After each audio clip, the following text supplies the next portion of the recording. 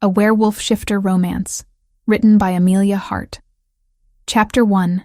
Echoes of the Forest. The great hall of the Alpha King's castle blazed with torchlight, casting dancing shadows across stone walls that had witnessed countless ceremonies. Anya Ferris stood before a polished bronze mirror in the preparation chamber, her reflection a stranger draped in deep blue silk. At 19, she should have felt joy.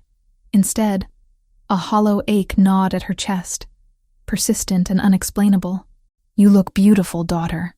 Owen Ferris, beta to the Alpha King himself, placed gentle hands on her shoulders. His green eyes, mirrors of her own, held something she could not name. Pride, certainly, but beneath it lurked shadows of old grief, secrets he had never shared. Anya forced her lips to curve upward. "Thank you, father." The dress was exquisite, embroidered with silver thread that caught the firelight in mesmerizing patterns. It had cost more than most families in the territory earned in a year. Kieran Thornhart had insisted on only the finest for his bride-to-be. The alpha of the Thornhart pack was nothing if not generous with his gold, though his affections remained as cold as winter frost. Yet the fabric felt wrong against her skin, too stiff, too cold. Nothing like the rough, homespun dresses of her childhood, when they had lived in a modest house at the forest's edge before her father's promotion to beta. Before everything changed, before the woods were forbidden to her. "The ceremony begins at sunset," Owen said quietly, his voice carrying the weight of duty. "The Alpha King himself will preside. It is a great honor, Anya, for our family, for your future. Honor." The word tasted bitter on her tongue, like herbs gone to rot. Anya nodded dutifully, watching her father's reflection retreat from the chamber. The heavy door closed with a finality that made her heart clench. The moment she was alone, she pressed trembling fingers to her chest, where that strange ache pulsed stronger with each passing heartbeat. Something was wrong. Deeply, fundamentally wrong. Her mind drifted backward, pulled by invisible threads, to memories she had tried for years to bury. Memories that felt more real than the silk against her skin or the castle walls surrounding her. She had been 7 years old when they lived near the forest. Their house, small but warm, sat nestled between ancient oaks whose branches had sheltered generations of shifters. Her mother would send her to gather herbs while her father trained with the Alpha King's guard. And it was in those woods, where sunlight filtered through leaves and golden streams, that she met him. The boy with storm-gray eyes. He appeared one afternoon while she chased a rabbit through the underbrush, her small feet bare against moss and earth. 11 years old, all lean muscle and wild black hair that fell past his shoulders in tangled waves. His clothes were torn, his feet bare and dirt-stained, and when their eyes met across the small clearing, Anya's breath caught in her lungs. "Who are you?" she had whispered, more curious than afraid. He tilted his head, studying her with an intensity that should have frightened a child. But Anya felt no fear, only a strange pull, as if something inside her recognized something inside him. "Verix," he said finally, voice rough from disuse, or perhaps from screaming in the night. "You should not be here alone. These woods are not safe for little girls." "Why not? Father says they belong to the Alpha King." His laugh was bitter for one so young, carrying echoes of pain she could not comprehend. "Nothing belongs to anyone, and nothing is safe." Despite his warning, he returned the next day, and the day after. Their friendship grew in stolen hours between her chores and his mysterious disappearances into the deeper woods. He taught her to track deer by their hoofprints, to read the forest's moods in the way birds fell silent or wind shifted direction. She brought him bread and cheese stolen from her mother's kitchen, watching as he devoured each morsel with the hunger of someone who did not know when his next meal would come. "Don't you have family?" she asked once, innocently. His jaw tightened, shadows crossing his young face. "My father, but we do not live as you do. We have no house, no pack." She learned not to press. Whatever wounds he carried ran deeper than any cut. There was something else about those meetings. Something she could not explain to anyone. Not even her mother who knew herbcraft and healing. When Verix hurt himself climbing trees or hunting rabbits with sharpened sticks, Anya would press her small hands to the injury without thinking. Warmth would flow from her palms, surprising them both. The bleeding would slow. The pain would ease, tension leaving his young face. "Your hands are strange," he told her one day, not unkindly, watching as a scrape on his arm stopped weeping blood. "They get hot sometimes. Mother says I have a fever inside that never breaks." Varix frowned, something knowing flickering in those storm-gray eyes, but said nothing more. Then came the night that changed everything, that bound them together in ways neither child could understand. Anya was 9 years old when the transformation seized her without warning or preparation. She had been alone in the woods, gathering mushrooms by twilight, when the pain struck. It drove her to her knees in the dirt, a scream tearing from her throat. Her bones twisted, reformed with sickening cracks. Her skin burned as if on fire as fur erupted across her body in waves of agony. Terror consumed her as her human consciousness fractured, replaced by something primal and wild and utterly overwhelming. She did not remember shifting back, did not remember the hours she spent running on 4 legs through the darkness, driven by instincts she did not understand. What she remembered was waking naked and shivering beneath a pine tree at dawn, wrapped in Varix's cloak. He sat nearby, his own clothes disheveled, his eyes carrying knowledge too heavy for 13. Scratches marked his arms, and pine needles tangled in his black hair. "You shifted," he said simply, as if discussing the weather.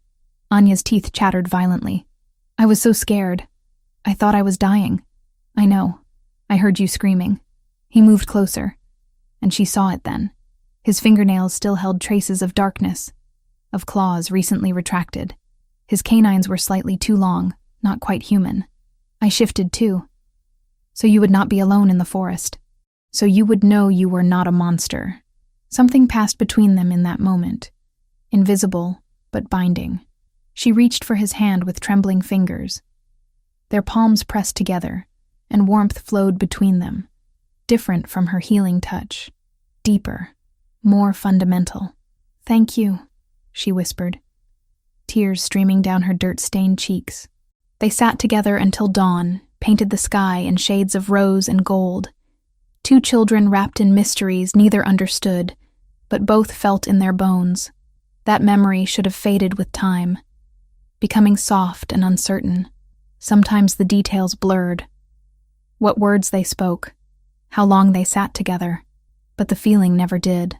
The warmth, the safety, the storm-gray eyes watching over her, that lived in her bones. She had been 10 when Owen received his promotion to Beta. The move to the Alpha King's castle happened within a fortnight, brutal in its swiftness. She tried to say goodbye to Varix, sneaking to the forest edge at midnight, but the guards would not let her pass, would not let a boy like him, a rogue with no pack, approach the castle grounds where noble blood lived. He vanished from her life as suddenly as he had appeared, and a piece of her soul went missing. For 9 years, Anya told herself she had imagined the intensity of that connection. They were children playing at friendship, nothing more.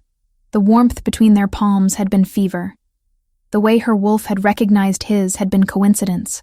Yet tonight, standing in silk and silver, preparing to pledge herself to Kieran Thornheart, that old ache became a scream her mind could not ignore. "My lady," a servant appeared at the door, face carefully neutral. "It is time. The Alpha King awaits." Anya's legs moved without conscious thought, carrying her through corridors lit by hundreds of candles that made shadows dance on ancient stone. The great hall loomed ahead, its massive doors already open. Inside, it was filled with noble shifters from across the territory, their scents overwhelming her weak senses. Perfume, wine, anticipation, and underneath it all, the musk of predators barely contained in human skin. At the hall's far end, Kieran waited beneath an arch of autumn branches. 28 years old, golden-haired and coldly handsome in his fine clothes. He watched her approach with eyes of ice blue, and Anya felt nothing when their gazes met. No pull, no warmth, no recognition, only emptiness, where something should have been. The Alpha King stood between them, ancient and imposing with gray hair worn in warrior's braids. His golden eyes missed nothing. Beside him, her father's face remained carefully neutral, but she saw the tension in his shoulders, the way his hands clenched and unclenched at his sides. His fingers tapped once against the hilt of his sword, betraying nerves he never showed before. As Anya took her place before them all, before hundreds of witnesses, the ache in her chest twisted into something sharper, a warning she did not understand but could not ignore. She was about to betray something sacred. But what? What bond could possibly matter more than this political alliance? This honor her father spoke of. The ceremony began with ancient words in the old tongue, and Anya's hands trembled as Kieran took them in his own. His grip was cold, possessive, wrong in ways she could not articulate but felt in every fiber of her being. For a brief instant, a pulse of heat stirred beneath her skin, as though her own blood rebelled against the bond. She forced it down quickly, praying no one else noticed. The Alpha King's voice echoed through the hall, speaking of bonds and duty and honor and the strength of their people. Anya heard none of it. All she could feel was the phantom warmth of a boy's hand in hers, storm-gray eyes that had seen her soul beneath the moonlight, and the memory of running through a forest on 4 legs. Not alone, but together. 9 years ago in a life that now seemed impossibly distant, yet more real than anything in this golden hall. Chapter 2. The Rogue King's Claim.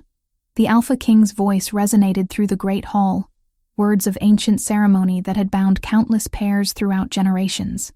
Anya stood rigid beside Kieran, every muscle in her body screaming at her to run. But nobility did not run. Daughters of Betas did not flee their duty. Do you, Kieran Thornheart, Alpha of the Thornheart Pack, claim this woman as yours before the moon goddess and these witnesses?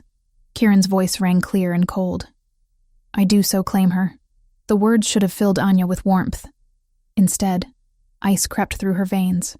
When Kieran's fingers tightened on hers, she felt nothing but the urge to pull away. His touch was calculated, possessive in a way that had nothing to do with affection and everything to do with ownership. She glanced sideways at him. His profile was aristocratic, handsome by any measure, but his ice-blue eyes held no softness when they met hers. No recognition of her as anything beyond a valuable acquisition.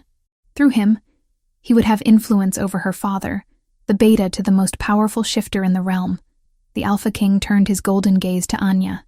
And do you, Anya Ferris, daughter of Beta Owen Ferris, accept this claim and pledge yourself to the Thornheart Pack?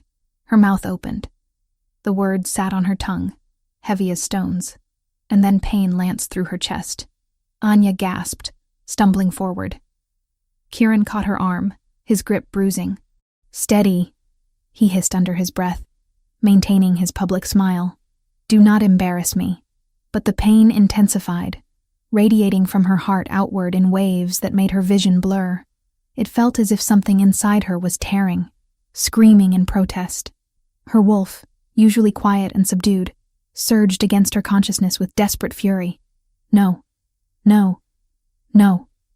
The words echoed in her mind, primal and absolute. This was wrong. This claiming was wrong. Anya began, her voice barely audible. The great hall doors exploded inward. The sound was deafening. Ancient oak, 3 inches thick and reinforced with iron, splintered as if struck by a battering ram. Hinges shrieked. Wood fragments flew through the air, and several nobles screamed as debris rained down on the assembled crowd. Through the ruined entrance poured rogues. Anya had never seen rogues before, not truly. The castle guards sometimes spoke of them in hushed tones, calling them criminals and outcasts, shifters without honor or pack. But these rogues moved with military precision, forming ranks as they flooded into the hall. Anya realized it was not natural unity, but training forced upon them. Every movement followed the silent command of the Black Wolf at their lead. Without him, they would scatter like hunters in the wild. 50 or more, all bearing the scars and lean muscle of those who survived by strength alone. They wore mismatched armor and carried weapons that had seen heavy use. Their eyes glowed with barely contained wolves, and their scent hit Anya's senses with overwhelming force. Pine, earth, blood, and something wild that called to the deepest part of her nature. Castle guards drew swords, moving to intercept.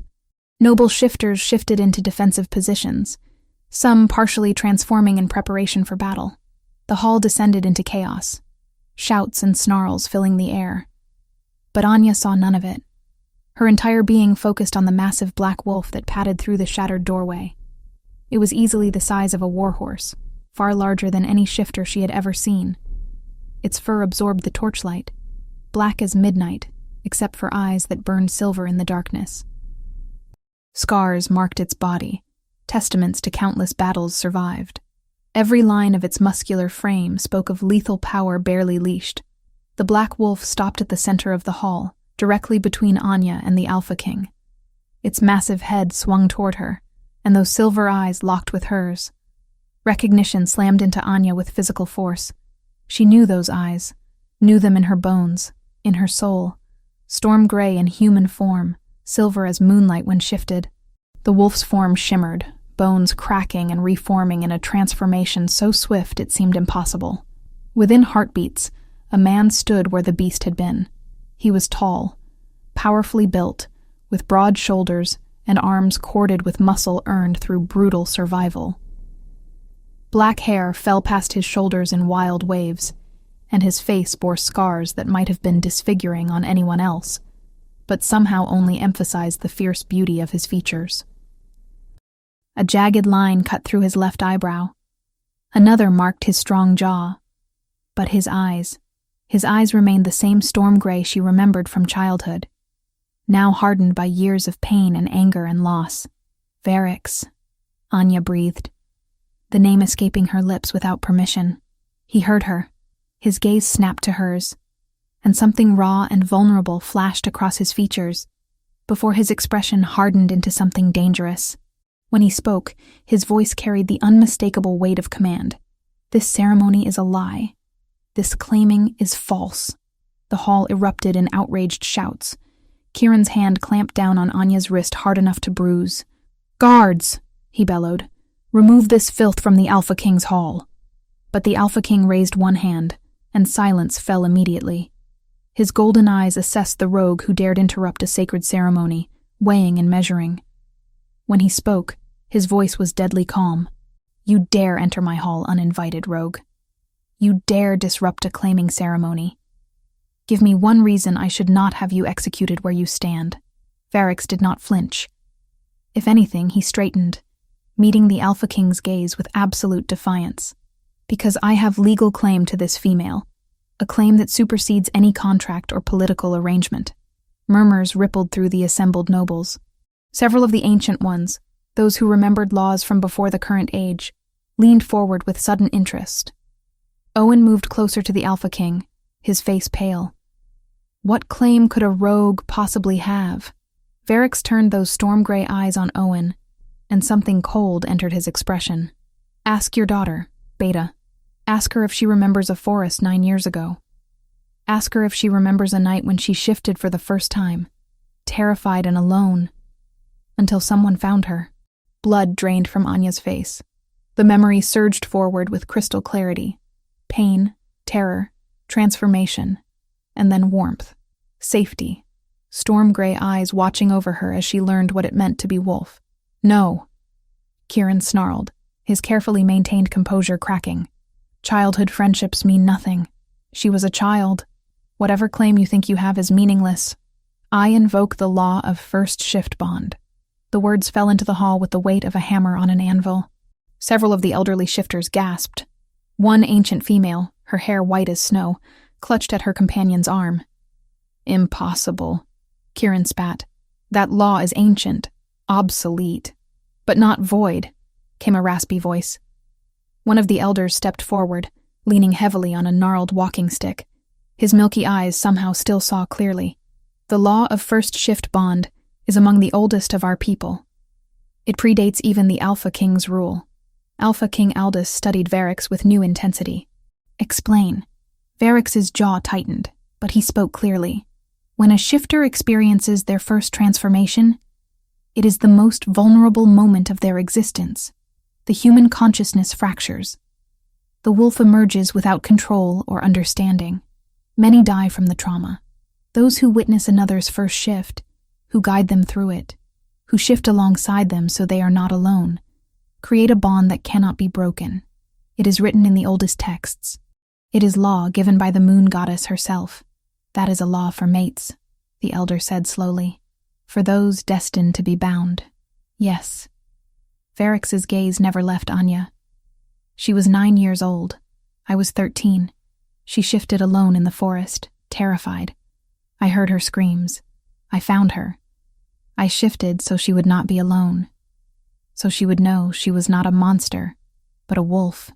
We ran together through that forest until dawn. I witnessed her first shift. I guided her through it. By the oldest law of our kind, she is mine. Anya's legs trembled. The memory was no longer distant, but immediate, overwhelming.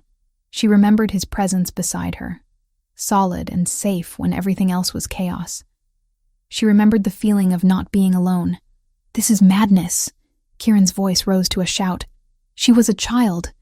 Claiming laws require consent, understanding. You cannot hold a 9-year-old to a bond she did not comprehend. The first shift, bond does not require understanding, the ancient elder intoned gravely. It simply is. If what this rogue says is true, if he truly witnessed and guided her first shift, then the bond exists whether she knew it or not. Whether any of us approve or not.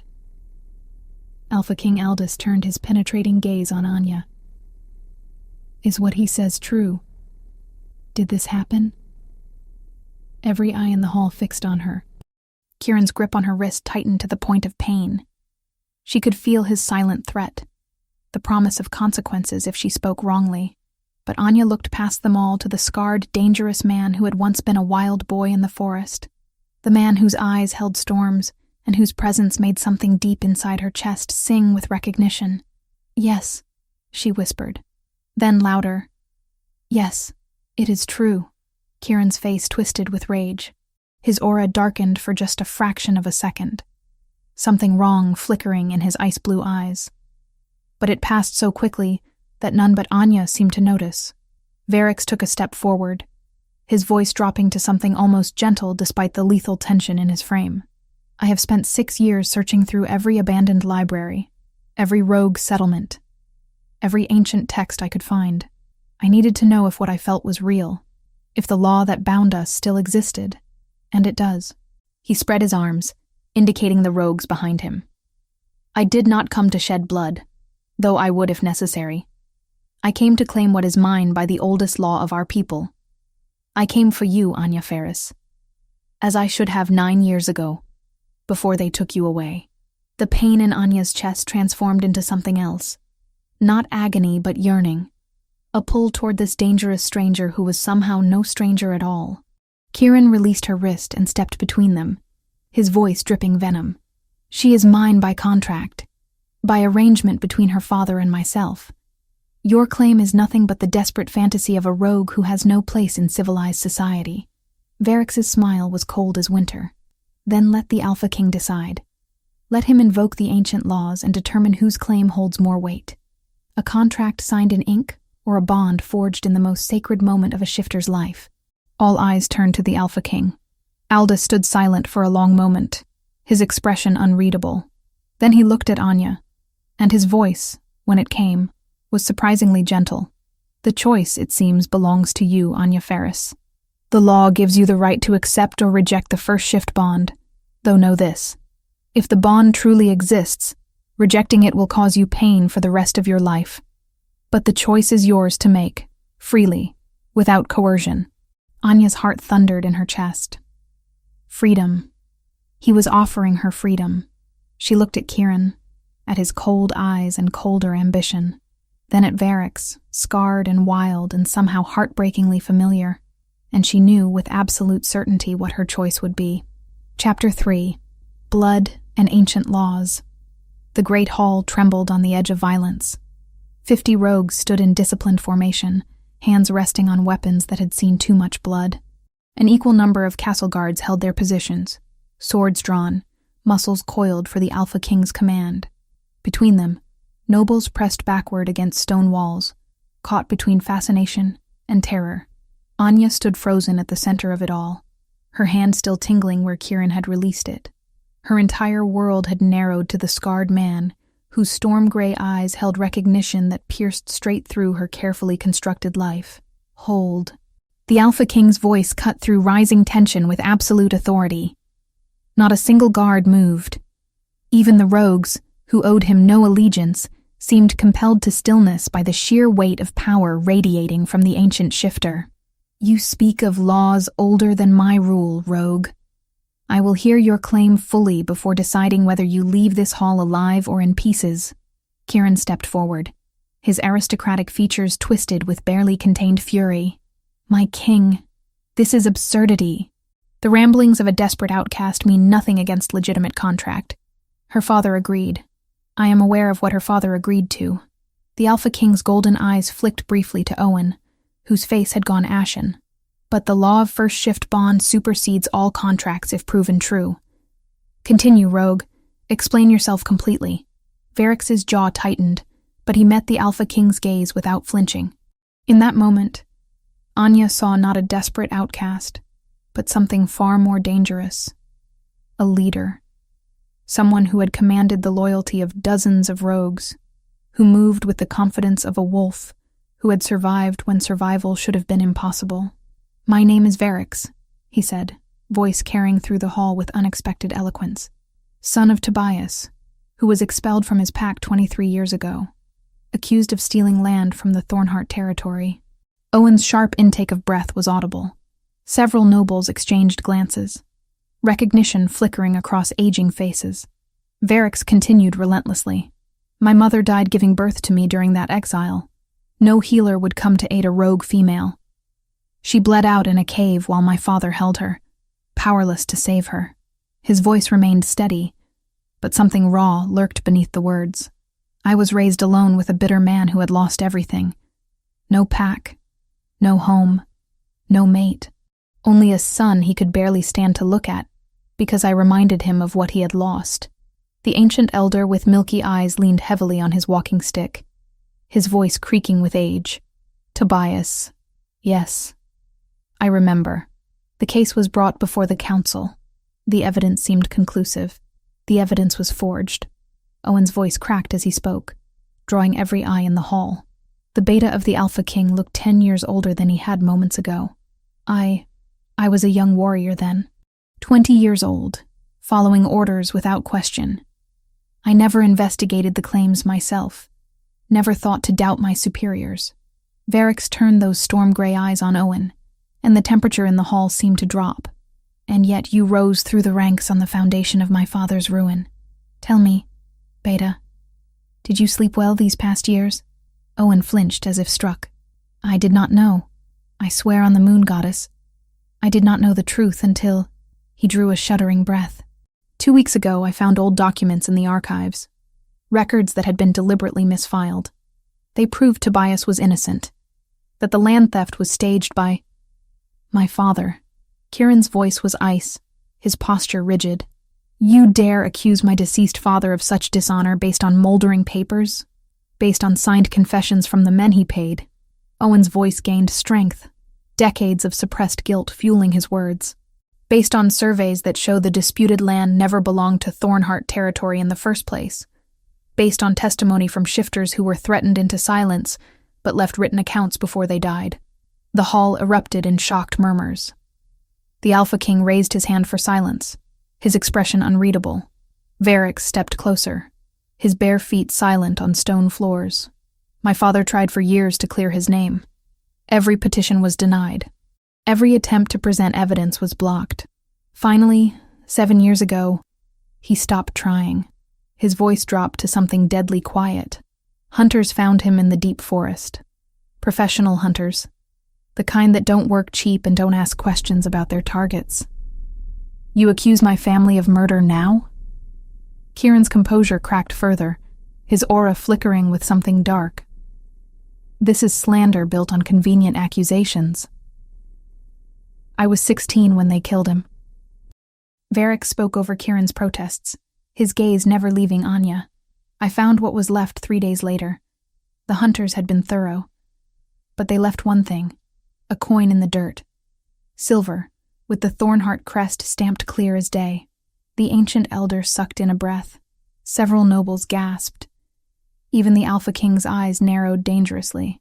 Kieran's face went pale, then flushed with rage. That proves nothing. Anyone could have dropped. Enough. The Alpha King's command silenced every voice instantly. These are serious accusations that will be investigated thoroughly, but they are not why we are gathered here. Return to the matter of the first shift bond. Varix nodded, but his eyes remained hard as he looked at Kieran. When my father died, I had nothing. No family, no pack, no purpose. I survived by becoming what everyone already believed I was, a rogue. I gathered others like me.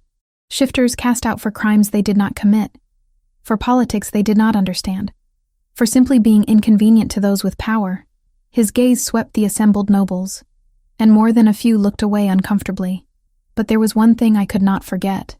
Varix finally looked back at Anya, and his expression softened in a way that made her chest ache.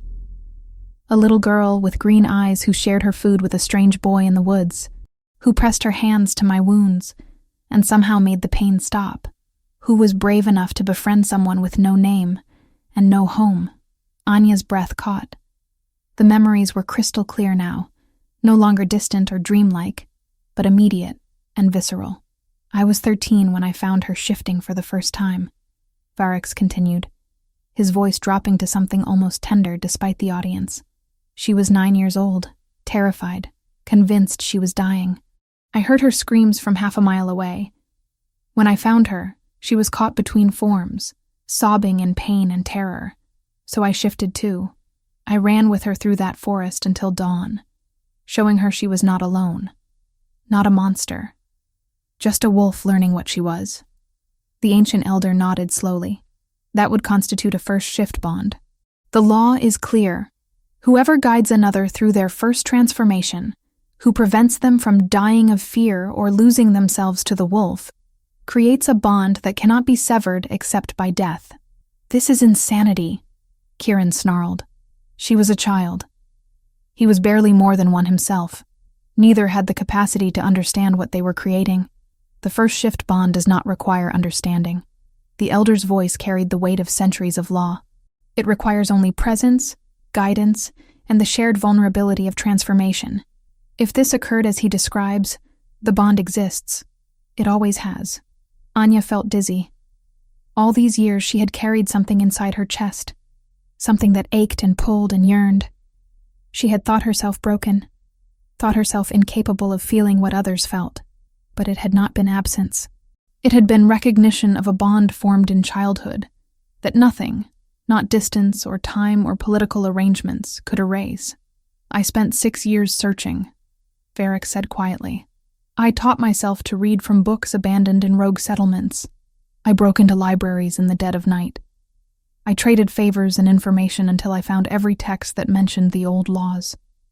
He pulled a worn leather journal from inside his shirt. I documented everything. Every reference. Every precedent. I needed to know if what I felt was real or the desperate fantasy of someone who had nothing else. The Alpha King extended his hand, and Varix approached without hesitation, placing the journal in his palm. Aldous flipped through pages covered in cramped, determined handwriting. His expression remained neutral, but something flickered in his golden eyes. This is thorough, the Alpha King said finally, more thorough than many scholars could achieve. He looked up at Varix with new assessment. You lead the rogues of the Deepwood territory, do you not? The ones who have been protecting merchant caravans from bandits. I do, and you maintain order among them through strength and law, not chaos and violence. I do. The Alpha King closed the journal. You are no simple outcast. I am exactly what circumstance made me.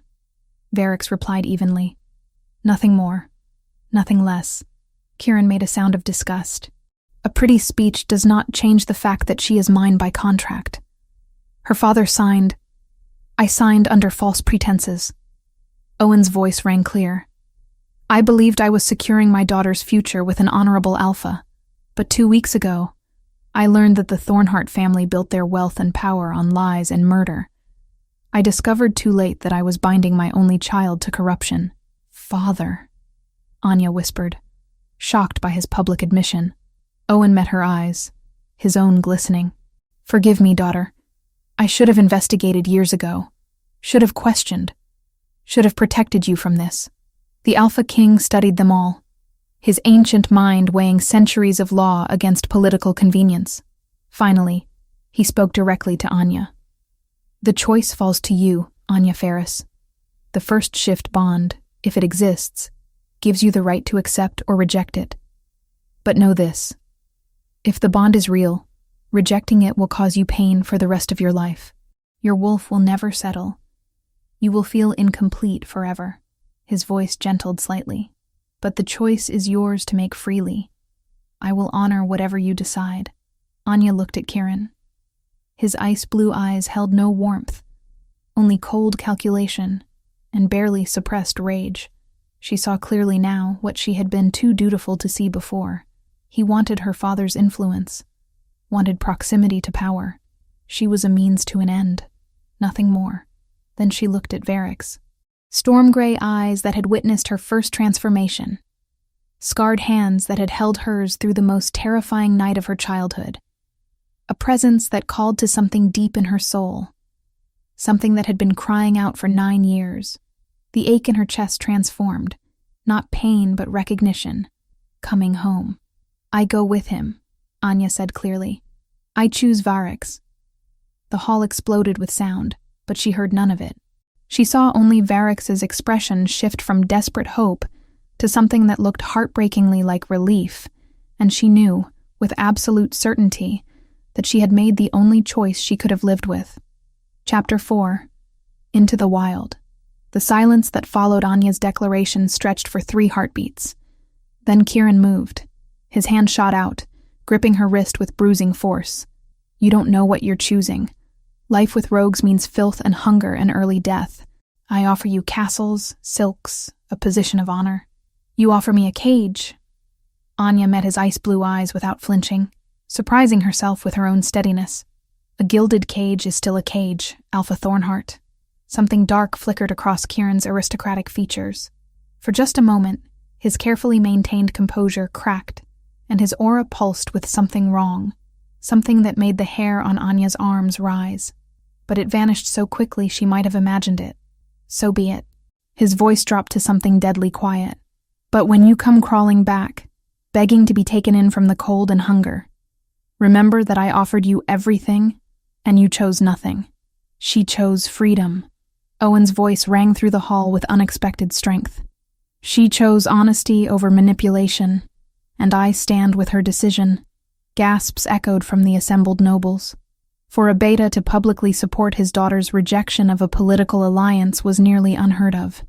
But Owen stepped forward, placing himself between Anya and Kieran with protective determination. "I would rather my daughter live with honorable rogues than corrupt nobility," Owen continued, his green eyes burning with years of suppressed guilt finally finding voice. "I have spent too long following orders without questioning their source. Never again." The Alpha King observed them all with those ancient golden eyes that missed nothing. When he spoke, his voice carried absolute authority. "The law has been invoked. The choice has been made.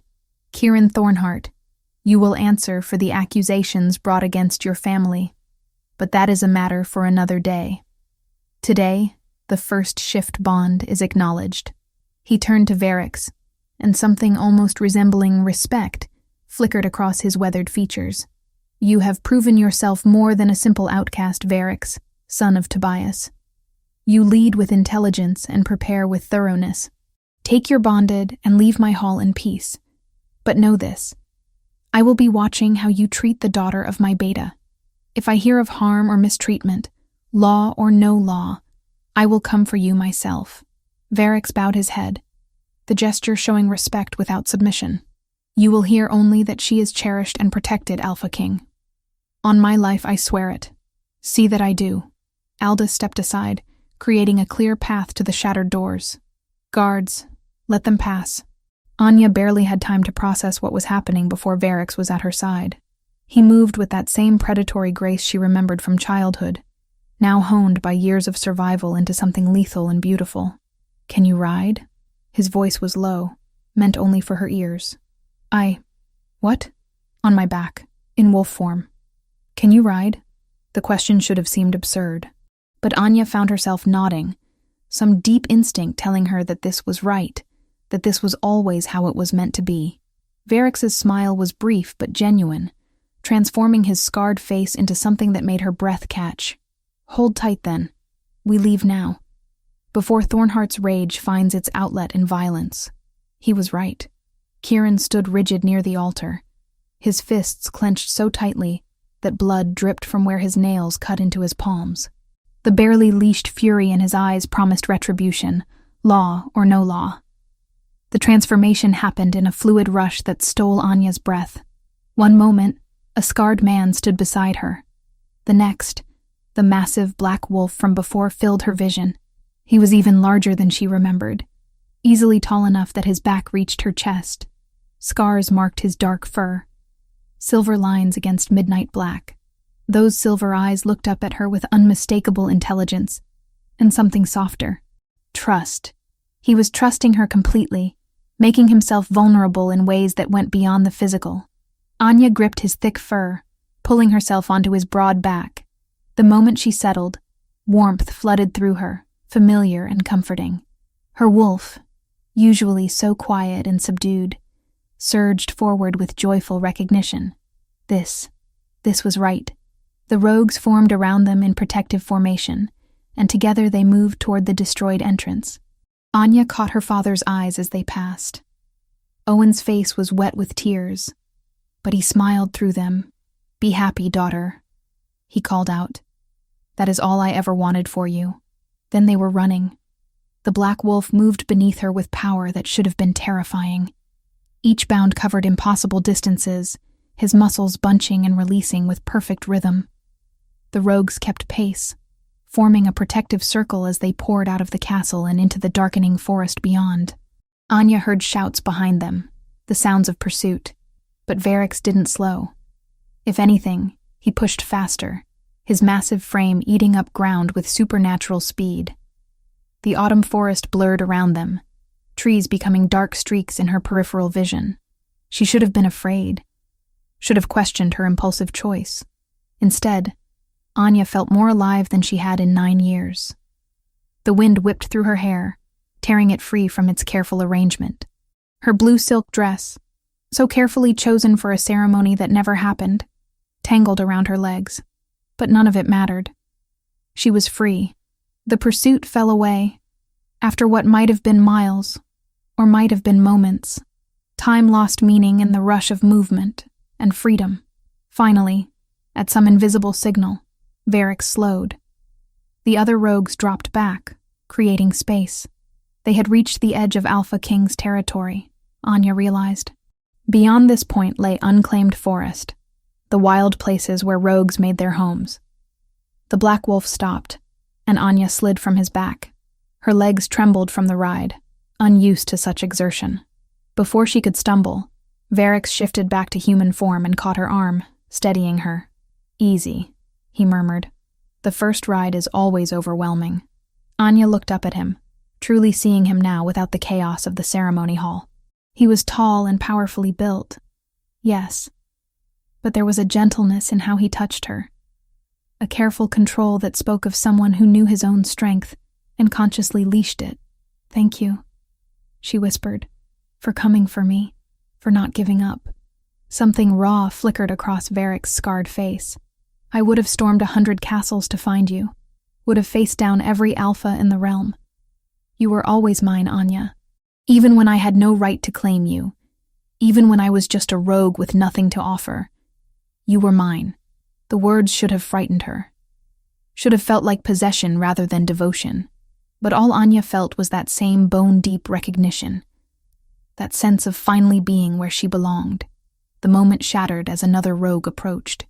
This one was younger than Varix, perhaps 25, with bright copper-red hair and amber eyes that held suspicion.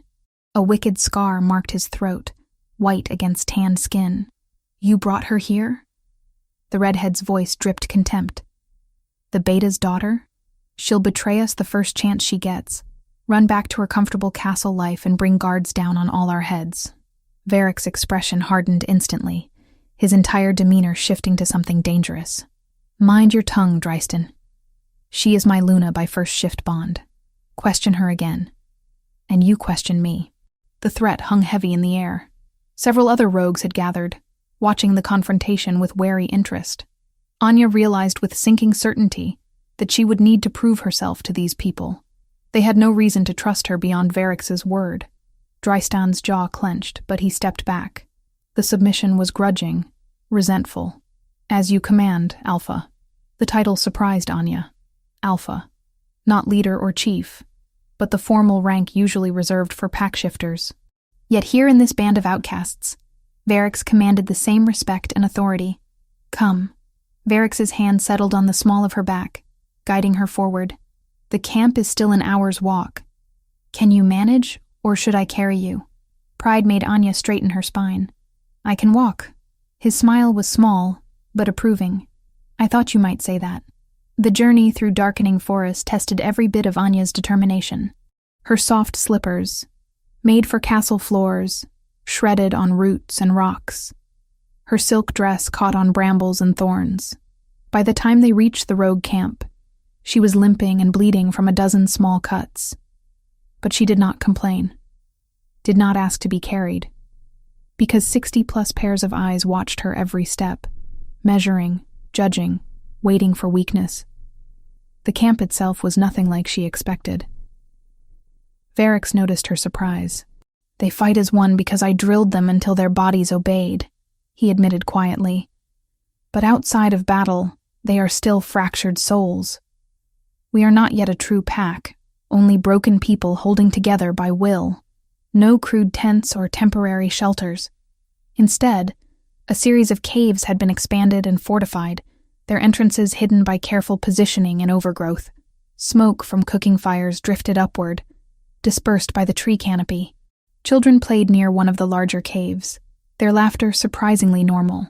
"We are not savages," Varix said quietly, reading her surprise. "We are simply people who had nowhere else to go." He led her to a smaller cave, set slightly apart from the others. Inside, it was surprisingly comfortable. Thick furs covered the floor. A small fire pit sat ready with wood. Simple but clean. "This is yours," Varix said, then hesitated. "Unless I can sleep outside, if you prefer." "I won't press my claim beyond what you're comfortable with." Anya looked at him. This dangerous, scarred man who had spent 6 years researching ancient law just to find her again. Who had faced down the Alpha King for her. Who now offered her the choice she had been denied her entire life. "Stay," she whispered. "Please. I don't want to be alone." The relief that flooded Varix's expression was almost painful in its intensity. "Then I will stay. For as long as you want me." He settled near the cave entrance, giving her space and privacy. But Anya felt his presence like a warm anchor, steadying her after the chaos of the day. Outside, the rogue camp settled into evening routines, and somewhere in the distance, wolves howled their greetings to the rising moon. Anya wrapped herself in furs that smelled of pine and earth, and something unmistakably Varix. Her body ached, her feet throbbed. Her life had been irrevocably changed in the space of a few hours. But for the first time in 9 years, the hollow ache in her chest was gone. Chapter 5. Blood and Awakening. 3 weeks passed in a blur of discovery and difficulty. Anya learned quickly that life among rogues bore little resemblance to her sheltered existence in the Alpha King's castle. There were no servants to bring her meals, no maids to dress her, no soft beds or heated chambers. Instead, she woke before dawn to help prepare communal meals over open fires. Her soft hands, accustomed to needlework and herb gathering, blistered from skinning rabbits and curing hides. Varix taught her to track deer through the forest, reading signs in broken branches and disturbed earth. She learned to fight with a blade, her movements clumsy at first, but gradually finding a rhythm that felt almost natural. The rogues watched her constantly, some with curiosity, others with thinly veiled contempt. She heard their whispers when they thought she could not. "Soft castle girl, Beta's princess, won't last a month." But she endured. For Varix, who watched her with those storm-gray eyes that held both pride and concern. For herself, determined to prove she belonged here. Drystan made his opposition clear at every opportunity. The copper-haired rogue gathered others who shared his suspicions, creating a faction within the camp that questioned Varrix's judgment. "She slows us down," Drystan announced one evening as they gathered around the central fire. His amber eyes glittered with challenge. "Yesterday's hunt failed because she couldn't keep pace. We returned empty-handed because of her." Anya felt heat creep up her neck. It was true. Her lungs had burned, her legs had given out, and the deer had escaped. "She learns." Varrix's voice carried quiet authority. "As we all did once. We learned as children." Another rogue muttered. "Not as grown women playing at being wild."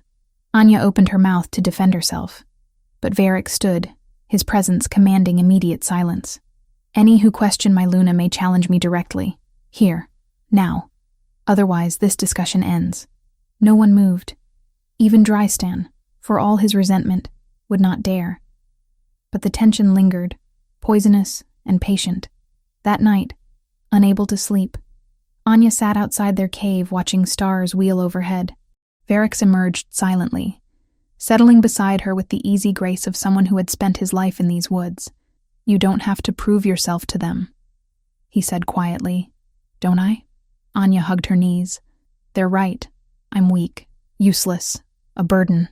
You're learning faster than any of them did." His shoulder pressed against hers, solid and warm. "Do you know what I see when I look at you?" She shook her head, not trusting her voice. "Courage. You left everything familiar for something unknown. You choose difficulty over comfort every single day. That takes more strength than they understand." Anya turned to meet his gaze, finding something raw and vulnerable there. "Tell me about your father, about what happened after I left." Varrix was silent for so long she thought he might refuse. Then words began spilling out, rough with old pain. He told her about the bitter years following the exile, about hunting for survival while his father descended into rage and grief, about learning to read from discarded books because knowledge was the only weapon a rogue could sharpen in secret, about the day he found his father's torn body and knew with absolute certainty that it had been murder, not accident. "I was 16, Varrix finished, his voice barely audible. "Alone, furious, I could have become what they all expected. A monster. But I remembered a girl with green eyes who saw me as human when no one else did, who shared her food with a nameless boy. That memory kept me from becoming the thing they accused my father of being." Anya's chest tightened painfully. "I never knew. If I had known you needed me, you couldn't have changed anything." His hand found hers in the darkness. "But you saved me anyway, without knowing it. The memory of your kindness was enough." Their fingers intertwined, and Anya felt that warmth again, the same sensation from childhood but deeper now.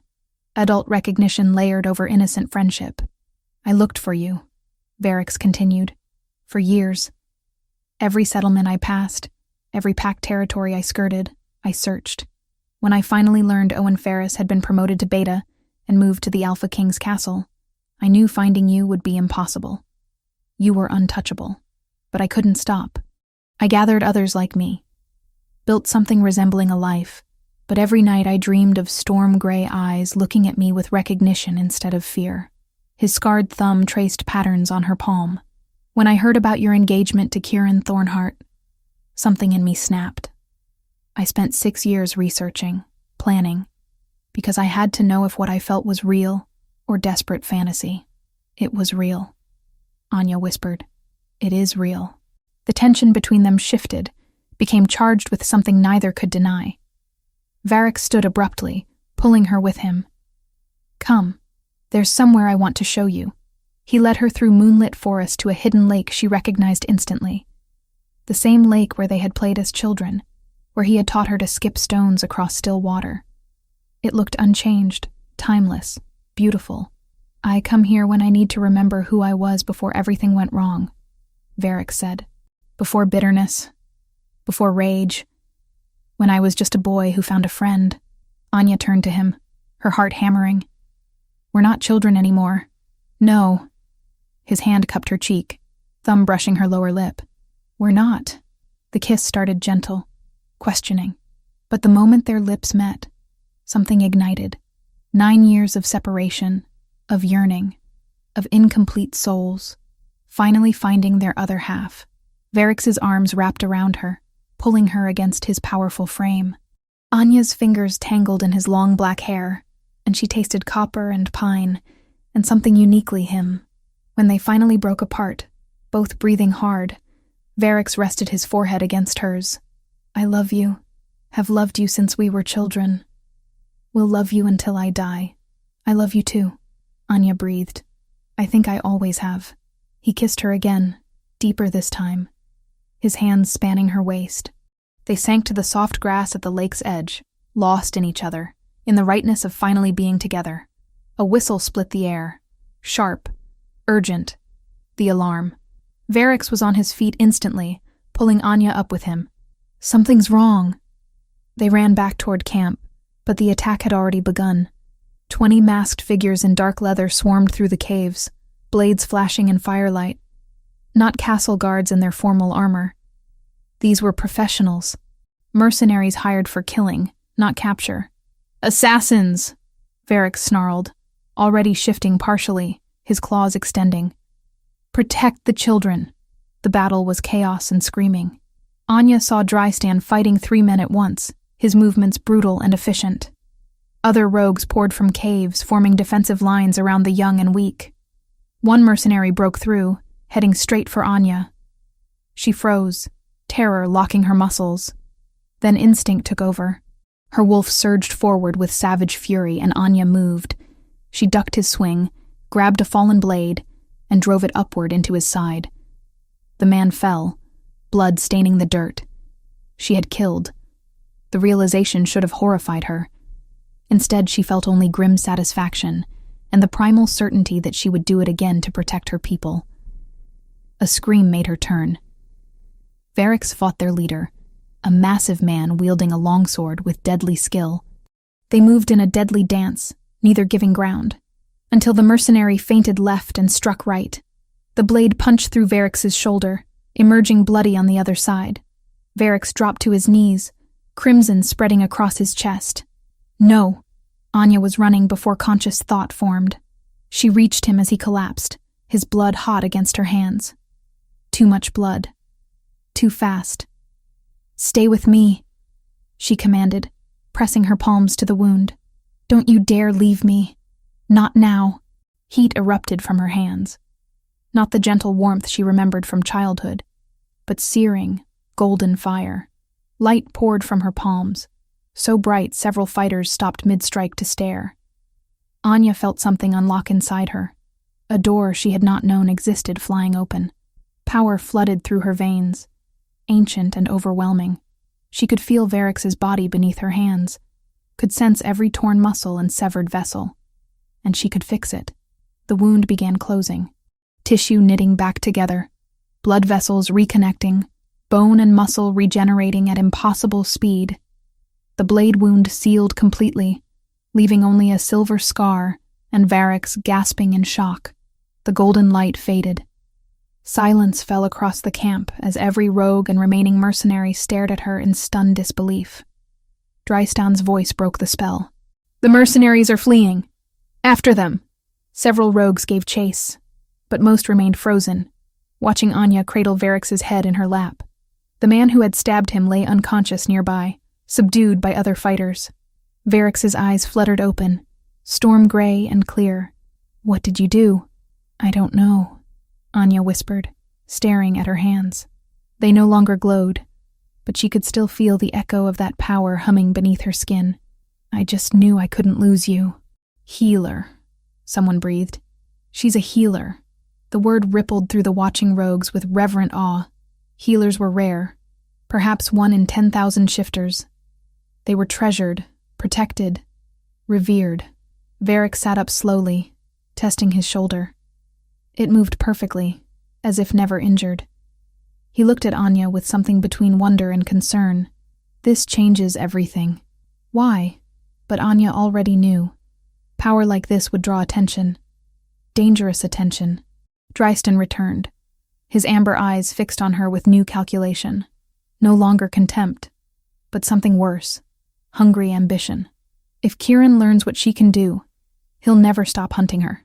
Varix pulled Anya close, protective and possessive. Then we make sure he never learns. But as the camp settled into uneasy rest, as the dead were mourned and wounded tended, Anya felt the weight of her new reality. She was no longer just a Beta's daughter playing at being rogue. She was something dangerous, something valuable, something worth killing for. Chapter 6. Claiming and Betrayal. The full moon hung heavy in the autumn sky, casting silver light across the hidden lake. Anya stood at the water's edge, her heart thundering against her ribs. Tonight was the night. After weeks of living among the rogues, of proving herself through blood and sweat and determination, tonight she would complete the bond that had existed between them since childhood. Varix approached from the forest shadows, his bare chest marked with the silver scar where she had healed him. In his hands, he carried wildflowers braided into a crown, their white petals luminous in the moonlight. "The old way," he said softly, placing it on her head. "Before castles and ceremony, when shifters pledged themselves under the moon goddess's eye alone." Anya's breath caught. "I'm ready." He cupped her face, thumbs tracing her cheekbones with reverent gentleness. "Once this is done, there is no undoing it. The claiming mark is permanent. The bond cannot be severed except by death. Are you certain?" "I have never been more certain of anything." She placed her hands over his. "I choose you, Varix. I choose this life. I choose us." The kiss began gentle but quickly deepened into something desperate and consuming. 9 years of separation, of incomplete souls finally finding their other half. His hands tangled in her hair, pulling her closer. She tasted copper and pine and wild things, and beneath it all, recognition that went soul deep. They sank to the soft grass together, moonlight painting their skin silver. Varix's mouth traced the line of her jaw, her throat, finding the sensitive junction where neck met shoulder. His breath was hot against her pulse point. "This will hurt," he warned, his voice rough with barely leashed need. "I trust you." His teeth elongated, canines extending into something not quite human. The bite was sharp and immediate, breaking skin with surgical precision. Anya gasped, pain flaring bright and hot. But beneath the pain came something else. Power. The first shift bond, dormant for 9 years, roared to life with overwhelming force. She felt him, not just physically but in her mind, her soul, every hidden corner of her being. His emotions flooded through her. Fierce love, desperate relief, protective fury, and underneath it all, bone-deep certainty that she was his, and he was hers, and nothing would ever separate them again. When he pulled back, blood stained his lips. The mark on her throat burned with golden light, before fading to a permanent silver scar in the shape of his bite. The claiming mark, visible proof that she belonged to him and he to her. "My mate," Varix breathed, wonder and possessiveness warring in his storm-gray eyes. "Mine. Yours," Anya confirmed, pulling him back down to her. "Always yours." They came together under the moon's witness, 2 souls finally made whole. The bond between them sang with completion, and Anya felt her wolf stir deep inside, no longer dormant but awakening, recognizing her mate at last. Morning light found them still tangled together, the claiming complete. When they returned to camp hand in hand, every rogue knew immediately what had happened. The claiming mark on Anya's throat announced it to all who had eyes to see. Varix stood before his assembled pack, one hand resting possessively on Anya's waist. "My mate, your Luna." Any who questioned this questioned me directly. No one questioned. Even Drystan, standing at the back with his amber eyes unreadable, offered grudging acknowledgement. The days that followed brought unexpected joy. Anya established a healing tent, using her newfound abilities, treating injuries and illnesses that had plagued the rogues for months. Word spread, and soon shifters from other territories began appearing, desperate for help their own packs could not provide. "You're changing things," Varix told her one evening, watching her tend a child's fever, "making people see rogues as more than criminals and outcasts." Anya smiled, pressing her glowing hands to the girl's forehead. "We are more. We always have been. But not everyone celebrated their bond. Drystan watched from the shadows, resentment festering like an infected wound. He had served Varix loyally for years, proven himself in countless battles. Yet this castle-raised female had swept in and claimed the position that should have gone to his sister, his blood. When the cloaked figure appeared at the forest's edge 3 weeks after the claiming, Drystan met him without hesitation. Kieran Thornhart sends his greetings. The messenger's voice was oily, calculated, and an offer. I don't deal with Thornhart scum, not even for leadership of the rogues, for gold enough to establish your own territory, for revenge against the female who stole what should have been your family's honor. Drystan's jaw clenched. What does he want? Information, patrol schedules, weaknesses in the camp's defenses. The messenger produced a heavy coin purse. And when the time comes, ensure the healer is not harmed. Thornhart wants her alive. The rest, he shrugged. Collateral. Drystan stared at the gold, war raging behind his amber eyes. Finally, he took the purse. Tell me what I need to do. Kieran had not been idle since Anya's escape. Humiliation burned in his chest like acid, consuming his careful composure. He had consulted practitioners of arts better left unnamed, learned of rituals that could break even the first shift bond if executed properly. But he needed the healer. Her abilities were too valuable to destroy. He would break her bond with the rogue, claim her for himself, and use her power to cement his position as the most influential alpha in the realm. The attack came on a moonless night 2 weeks later. 150 shifters from multiple packs, united by Kieran's gold and promises of territory. They moved through the forest in eerie silence, guided by Drystan's carefully planted false information about patrol routes. Anya woke to screaming. She bolted upright in the cave she shared with Varix, his hand already gripping her wrist. Stay here, he commanded, already half-shifted. No, our people need their alpha protecting them. Stay, hidden. He kissed her hard and fast, then disappeared into the chaos outside. But Anya could not hide while her pack died. She grabbed a blade and ran into hell. The camp was carnage. Fires burned, turning night to blood-red day. Rogues fought desperately against overwhelming numbers, protecting the young and weak with their own bodies. Anya saw a mother fall, 3 children screaming behind her. She ran, blade flashing, driving off the attackers with desperate fury. Then she saw him.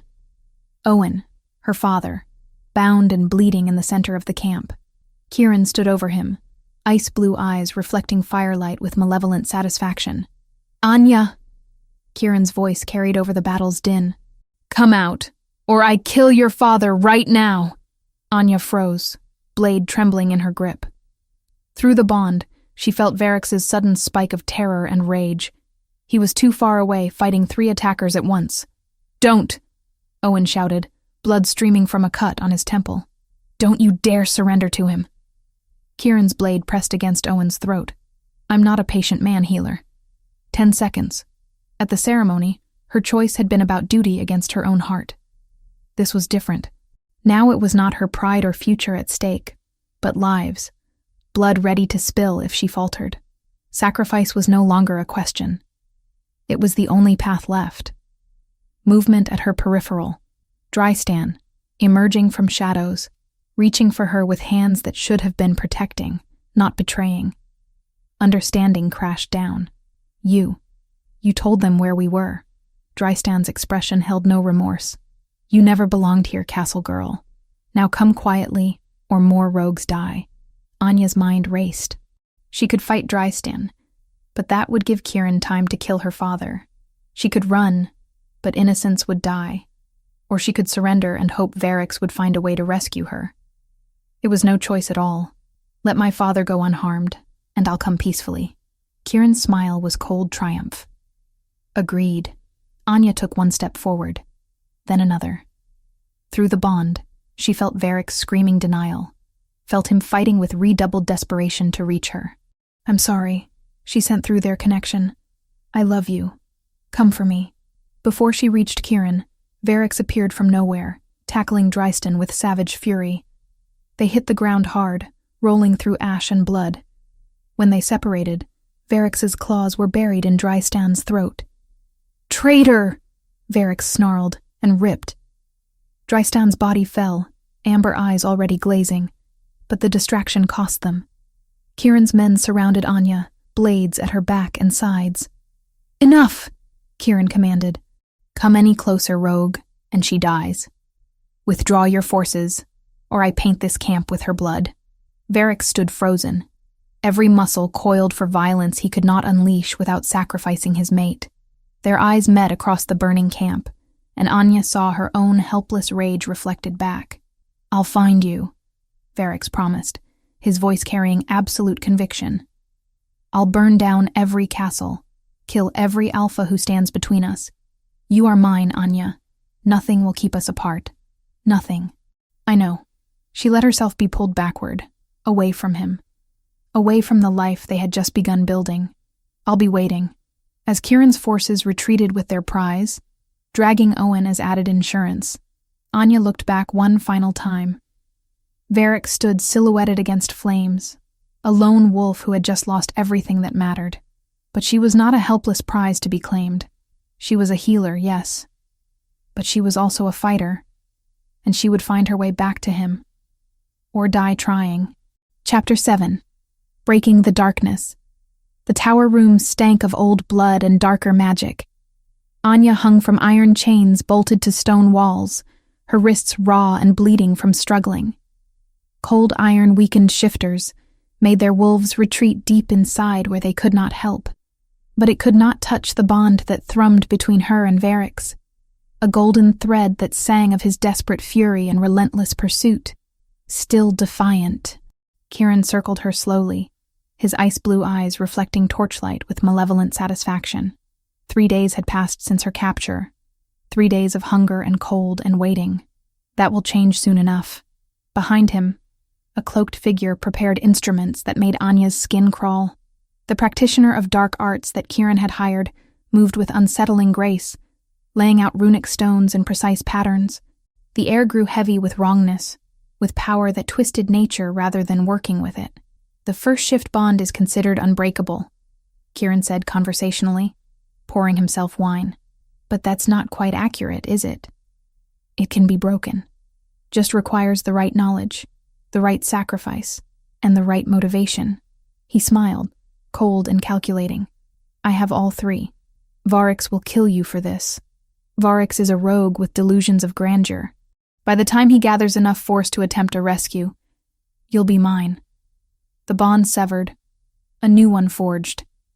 Your healing ability will serve me, make me the most powerful alpha in the realm." He moved closer, his breath hot against her cheek. "And you'll thank me for saving you from that savage life."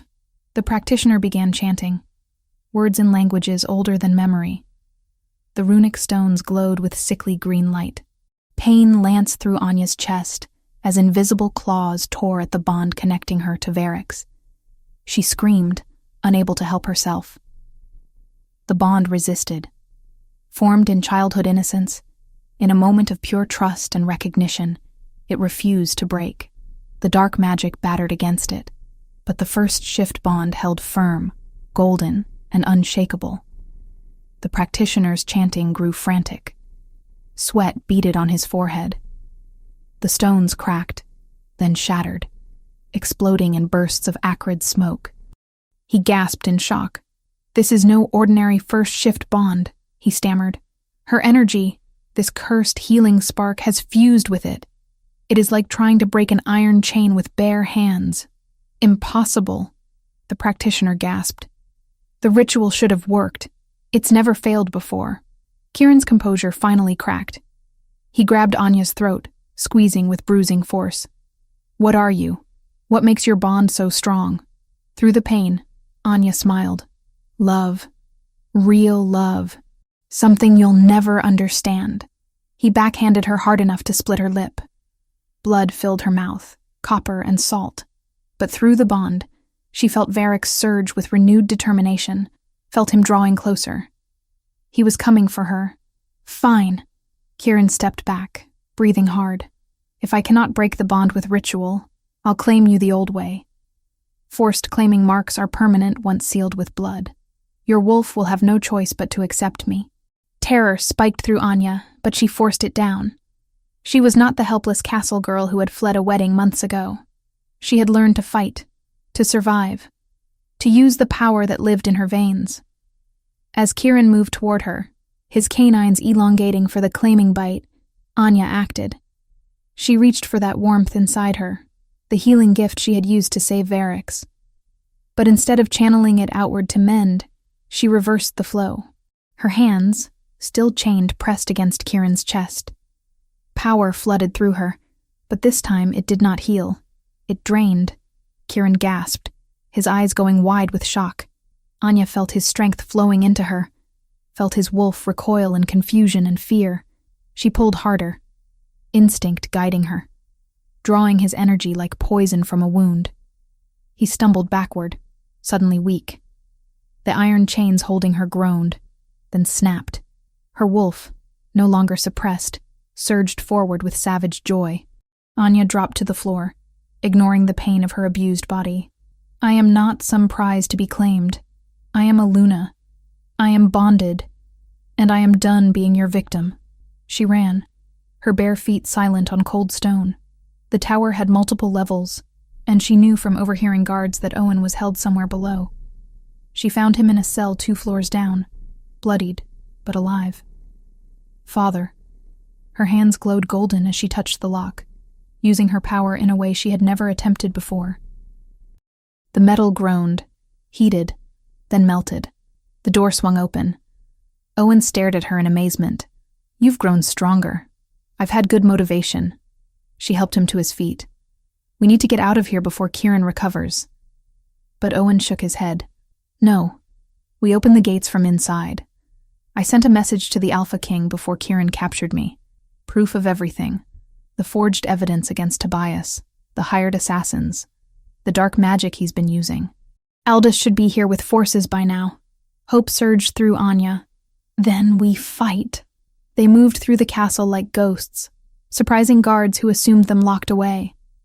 Anya used her draining ability on any who tried to stop them, leaving unconscious bodies in their wake. Her control had grown since that first instinctive use. Now she could measure how much strength to take, could wield it as a weapon without killing. The main gates loomed ahead, barred from inside by massive wooden beams. Owen and Anya worked together, straining against the weight. The beam lifted, crashed aside. The gates swung open. Outside stood an army. The Alpha King himself sat astride a massive gray wolf, his golden eyes blazing with righteous fury. Behind him, the royal guard formed ranks, and beside them, rogues. 150 strong, with Varix at their head in his enormous black wolf form. The moment his silver eyes found Anya, the bond between them blazed with such intensity she could barely breathe. Then he was running, shifting mid-stride, catching her in arms that trembled with relief and rage. You're alive. Thank the goddess, you're alive. Always, Anya whispered against his chest, feeling whole for the first time in 3 days. I told you I'd be waiting. The Alpha King's voice rang out, carrying absolute authority. Kieran Thornheart, you are charged with murder, conspiracy, use of forbidden magic, and attempted forced claiming. Surrender now, or face execution. Kieran appeared on the castle ramparts, surrounded by his remaining mercenaries. Desperation had replaced his cold composure. This is my territory. You have no authority here. I am the Alpha King. I have authority everywhere. Aldous' power radiated outward, making every shifter present want to submit. And I revoke every protection you once enjoyed. Your lands are forfeit. Your title is stripped. You are nothing but a criminal awaiting judgment. Then I'll die fighting. Kieran shifted, his gray wolf larger than normal, enhanced by the dark magic he had consumed. His mercenaries followed suit, and the battle began. It was chaos and fury and blood. Anya stayed close to Varix, their movements synchronized through the bond.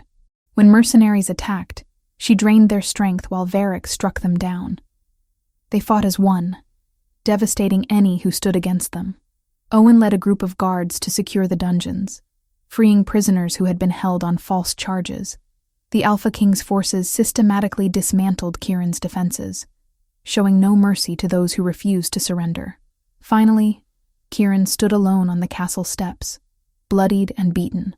Varix approached in human form, every line of his scarred body radiating lethal intent. Anya walked beside him, her hand in his. "You took her from me," Varix said quietly. "Threatened what is mine, hurt my people. Give me one reason I shouldn't rip out your throat right now."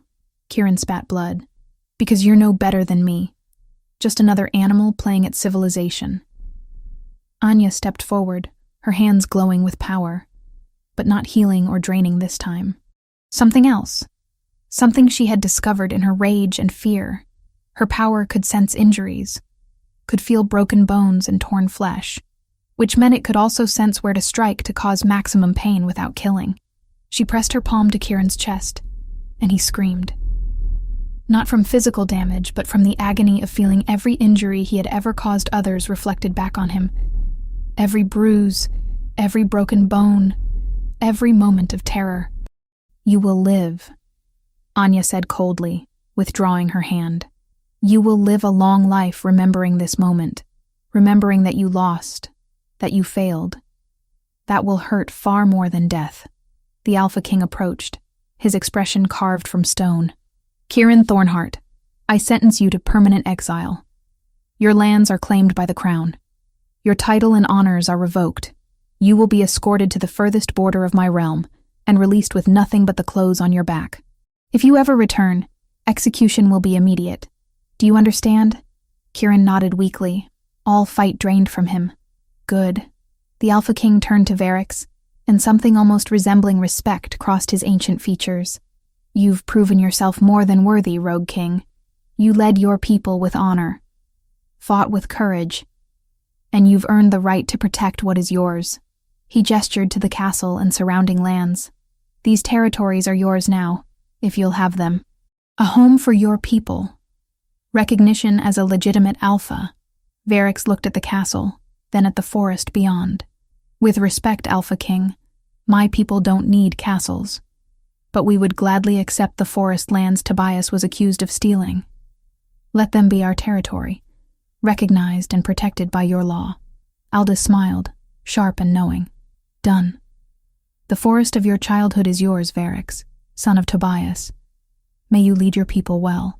As guards led Kieran away, as the wounded were tended and the dead mourned, Anya finally allowed herself to collapse against Varix. His arms came around her immediately, solid and safe. "It's over," she whispered. "It's over," he confirmed, pressing his lips to her claiming mark. "And we won. Together." Through their bond, Anya felt his love, his relief, his pride in her strength, and she sent back her own emotions. Gratitude for his relentless pursuit, joy at their reunion, an absolute certainty that no force in existence would ever separate them again. They had survived darkness and betrayal, had fought impossible odds and won, and now, finally, they could begin building the life they had always been meant to share. Chapter 8. Forest of Belonging. Spring painted the ancient forest in shades of renewal. 7 months had passed since the battle at Kieran's castle. 7 months of rebuilding and growth that transformed the wild woods into something extraordinary. Anya stood at the edge of what the rogues now called the Healing Hall, a structure built not from stone, but from living trees carefully coaxed into shape. Their branches formed walls and roof, leaves providing natural shelter. Inside, wounded shifters from across the realm found treatment, regardless of pack or status. Her hand rested on her swollen belly, feeling the twin lives growing inside her. 6 months along, and already they were strong, kicking whenever Varix was near as if recognizing their father's presence through the bond. "They're restless today." Varix emerged from the trees, carrying fresh game from the morning hunt. At 23, he had grown into his role as Alpha of the Forgotten, as they were now officially recognized. The scars remained, but his storm-gray eyes held peace she had never seen in their childhood. "They know you're home." Anya leaned into his embrace, breathing in his scent of pine and earth. "Your daughter especially. She kicks like she's already trying to run." "My daughter?" His hands spanned her belly, reverent and protective. You're certain? A healer knows. She smiled, covering his hands with hers. A girl and a boy. She'll be born first, fierce and impatient. He'll follow, steady and calm. Varix pressed his forehead to hers, emotion thick in his voice. They'll have what we never did. Family. Pack. A place where they belong. They'll have more than that. Anya turned in his arms, looking out at the community they had built. They'll have examples of what real love looks like. The settlement had grown beyond anything she had imagined. Not a traditional pack village with its strict hierarchies, but something new. Rogues who had spent years surviving alone now worked together, building homes integrated into the forest rather than dominating it. Children played freely, their laughter carrying through the trees. The healing hall had become legendary. Word spread of the Luna who could cure wounds that should have been fatal, who treated everyone equally regardless of their past or status. Shifters traveled for days to seek her help, and Anya turned none away. Your father's here. Varix nodded toward the forest path where Owen approached, looking healthier than he had in years. Owen's hair had gone completely gray since the confrontation with Kieran, but his green eyes were bright with contentment. He visited every week, sometimes staying for days, helping wherever needed. The guilt he had carried for decades had finally been laid to rest. Daughter. He embraced her carefully, mindful of her condition. You're glowing. I'm enormous, Anya corrected with a laugh. You're beautiful. Owen placed his hand on her belly, and his expression softened with wonder. Tobias would have loved to meet his grandchildren. Would have been so proud of what you both built here. Varix's jaw tightened briefly, old pain flickering across his features, but he nodded. I like to think he knows somehow. That wherever he is, he sees that his name has been cleared, his honor restored. More than restored. Owen's voice carried weight. The Alpha King officially pardoned Tobias last month, declared him innocent of all charges, acknowledged the injustice done to him. Your father's name is now recorded in the histories as a loyal subject wrongly accused. Silence fell, heavy with emotion. Then Varix pulled Owen into an embrace that spoke of forgiveness and family found. When they separated, both men's eyes were wet. A young rogue approached hesitantly, a girl of perhaps 14 with nervous energy. Luna? There's a family at the border, newly exiled. They heard about our sanctuary and they have a sick child. Anya straightened immediately, healer instincts overriding her physical discomfort. Bring them to the hall. I'll prepare supplies. You should rest, Varix protested. You've been working since dawn. And I'll rest when they're safe. She cupped his scarred face, letting him feel her determination through the bond. This is who we are. Who will always be. The place where the lost find home. He searched her eyes, then nodded, because this was why he loved her. Why he had spent years searching for her. Not just because of the bond formed in childhood, but because her heart was large enough to hold all the broken pieces of their world. The family was in desperate condition. The father bore fresh wounds from the exile. The mother was gaunt from hunger, and their son burned with fever. Anya worked through the afternoon, her hands glowing golden as she drew out infection and sealed wounds. By evening, the child slept peacefully, and the parents wept with gratitude. We have nothing to offer in payment, the father said, shame thick in his voice. We were stripped of everything. We don't require payment. Varix placed a hand on the man's shoulder. Only loyalty to our community and willingness to help others as you've been helped. Can you do that? The father nodded, too overcome to speak. As the sun set, painting the sky in shades of rose and gold, Anya found herself at the lake where it all began. The same lake where she and Varix had played as children, where he had proposed weeks ago, where they had conceived the lives growing inside her. Varix joined her, slipping his arms around her from behind, cradling her belly. 217, he murmured against her ear. What? We now have 217 pack members. Families keep arriving. Word is spreading that the Rogue King and his healer Luna welcome all who have nowhere else to go. Anya leaned back against his chest, watching moonlight dance on water. Is that what we are now? King and queen of outcasts? We're something better. His hand traced patterns on her belly, feeling their children respond to his touch. We're proof that belonging isn't about bloodlines or politics. It's about choice, about building something worth protecting. Movement rippled across the lake. Other pack members emerged from the trees, drawn by some instinct to gather.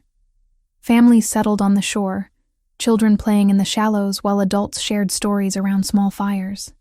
This was their pack, not bound by forced hierarchy or bloodline supremacy, but by shared experience and chosen loyalty. Rogues, exiles, the forgotten and forsaken, all finding purpose together. "Tell me," Anya said softly, "if you could go back, if you could change everything that happened, your father's exile, your mother's death, all those years alone, would you?" Varix was quiet for a long moment, his arms tightening around her. "No," he finally said, "because all of it, every moment of pain and loss and struggle led me to you, led us here, to this pack, these people, these children who will grow up knowing they're wanted. I wouldn't change a single moment if it meant losing this." Anya turned in his arms, kissing him deeply. Through the bond, she felt everything. His love, his gratitude, his absolute certainty that she was exactly where she belonged. "Shift with me," she whispered. "One last time before the twins come. Are you sure? Is it safe?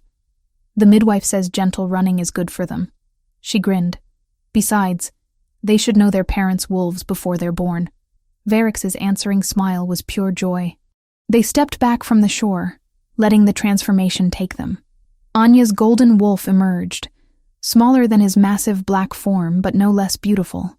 Pregnancy had made her movements more careful, but the wolf inside sang with freedom. Together they ran through the forest of their childhood, now the forest of their future. Behind them, the pack howled in celebration, their voices rising to greet the moon that had witnessed everything. 2 wolves, one gold and one black, running side by side through moonlit trees, not as children playing at friendship, but as mates, as alphas, as partners who had fought darkness and won.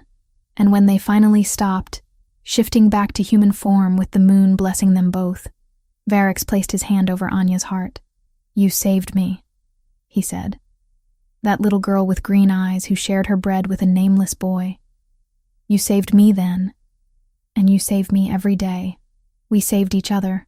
Anya's hand covered his.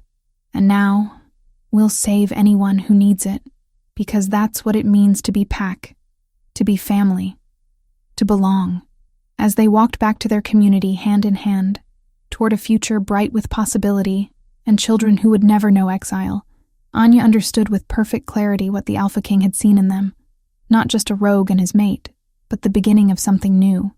A pack built on compassion rather than dominance, on choice rather than bloodline, on love earned rather than power taken. The forest had always been their true home. Now it was home for hundreds of others who had nowhere else to go. And it would continue growing, season after season, sheltering the lost until the day came when no shifter had to know what it meant to be forgotten. That was their legacy. Not castles or gold, but belonging. And it was everything.